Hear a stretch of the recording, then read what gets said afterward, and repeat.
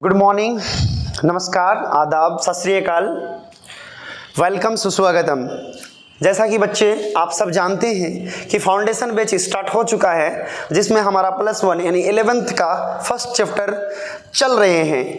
अब मैंने सोचा बहुत सारे बच्चे इस बार एग्ज़ाम देना चाहते हैं। उन बच्चों के लिए मैं एक नया बैच इंट्रोड्यूस कर रहा हूं, जिस बैच का नाम ही है non stop objective batch. Non stop objective batch के अंतर्गत बच्चे को सिर्फ और सिर्फ ऑब्जेक्टिव क्वेश्चंस का प्रैक्टिस कराया जाएगा, क्योंकि आप जानते हैं कि ऑब्जेक्टिव बहुत ज़्यादा मायने रखता है। अगर आपका ऑब्जेक्टिव सही है तो सब्जेक्टिव भी कहीं ना कहीं सही रहता ही है, और वो अच्छे से देख के उतना चेक नहीं करता। अगर किसी का ऑब्जेक्टिव बहुत सही रहता है, यानी 35 में 35 सही हो जाता है, बिहार बोर्ड की मैं बात कर रहा हूँ, तो वो ज़्यादा देखता नहीं है और अच्छे से नंबर उसको मार्क कर देता है, ठीक है। लेकिन अगर ऑब्जेक्टिव में ही आप फंस जाते हैं तो फिर दिक्कत हो सकता है। तो चलिए बच्चे, ये क्लास 12th के लिए उन बच्चों के लिए बैच है जो बच्चे इस बार यानी 2024 को एग्जाम देने वाले हैं, और बायोलॉजी का ये चलेगा, ठीक है। सबसे पहला हम लोग स्टार्ट कर रहे हैं। आप जान गए हैं कि नॉन स्टॉप ऑब्जेक्टिव का बैच है ये। सबसे पहला क्वेश्चन है जो बायोलॉजी लिया है, बायोलॉजी से ही सबसे पहले क्वेश्चन है,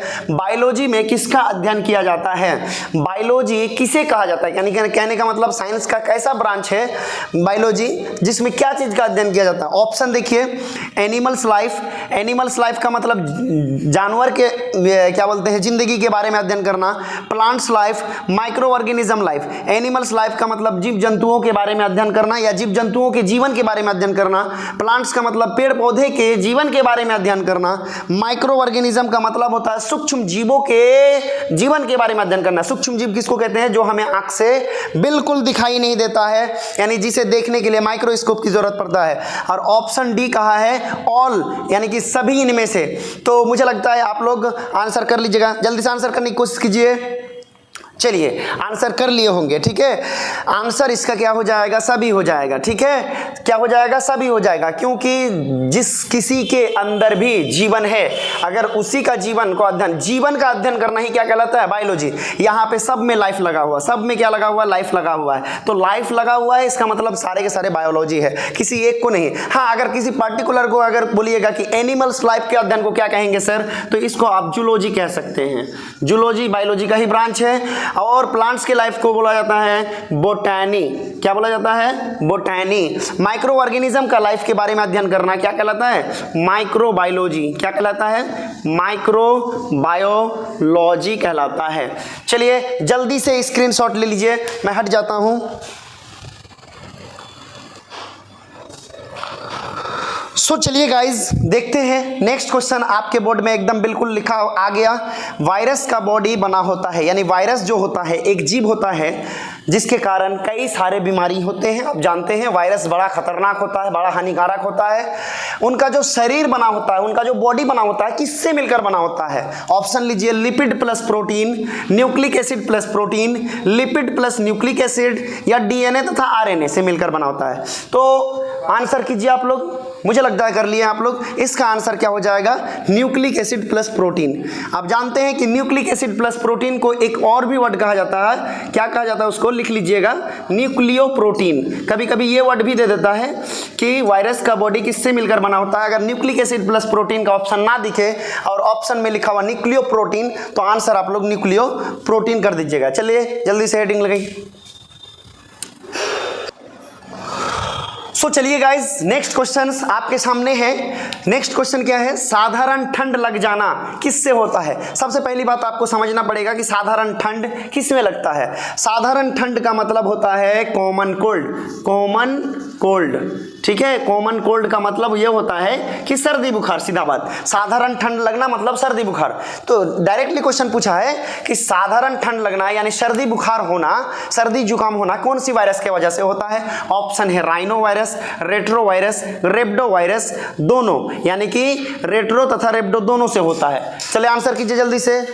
चलिए ठीक है, मुझे लगता है आप लोग कर लिए हैं। इसका सही आंसर हो जाएगा राइनो वायरस, यानी साधारण ठंड लगना कौन सा वायरस के कारण होता है? राइनो वायरस के कारण होता है, ठीक है। स्क्रीनशॉट ले लीजिए। सो चलिए गाइज, नेक्स्ट क्वेश्चन आपके सामने है, आप एक बार पढ़ लीजिए क्या है क्वेश्चंस।